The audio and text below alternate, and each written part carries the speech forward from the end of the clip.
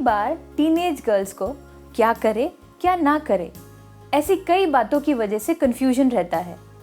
इस कन्फ्यूजन्स की वजह से वो कई बार कुछ ऐसी गलतियां कर बैठती है जो बड़ी प्रॉब्लम में क्रिएट हो जाती है।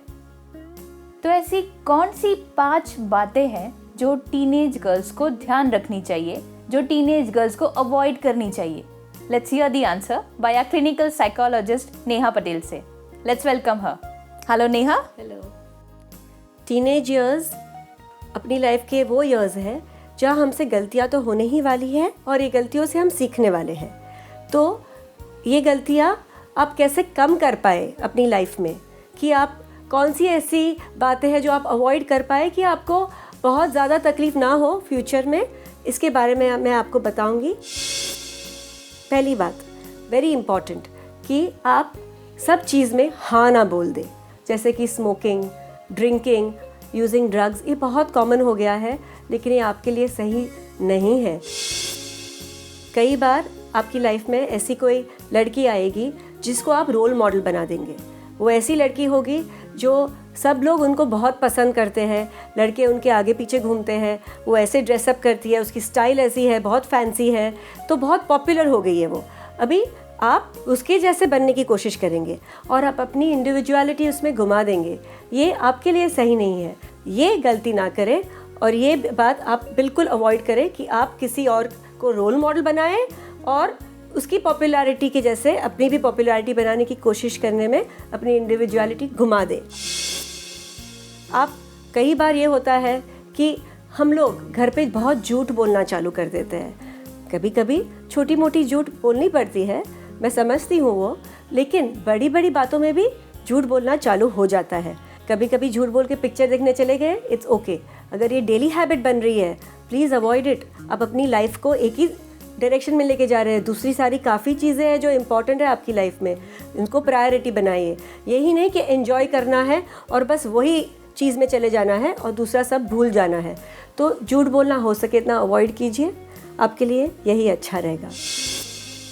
कई बार आपको कोई पार्टी में इनवाइट किया गया हो या कई बार नहीं भी किया गया हो, लेकिन आपके सारे फ्रेंड्स जा रहे हैं। अभी वो फ्रेंड्स के फ्रेंड्स भी साथ में होंगे, नॉट नेसेसरी आप सबको ट्रस्ट कर पाएंगे। तो आप कभी ऐसी कोई पार्टी में चले गए, वह अननोन पीपल है, वो कौन है, कैसे लोगों के साथ आप जा रहे हो, इस पे ध्यान देना बहुत ज़रूरी हो जाता है। So avoid going to parties where you don't know the other people.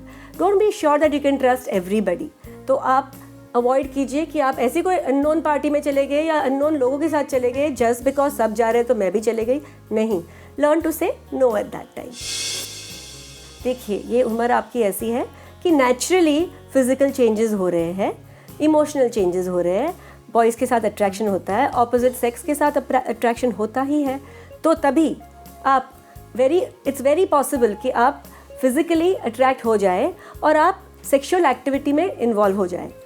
Natural feeling आता है अंदर से, इसके साथ आगे जाऊँ जो लड़का मुझे पसंद है, लेकिन मेक श्योर कि आपके लिए अभी सही है क्या। You have to be careful. Pregnancy की टीनेजर्स में बहुत बड़ी इश्यू हो सकती है, तो आपको ये सब चीज़ों से बहुत संभालना है।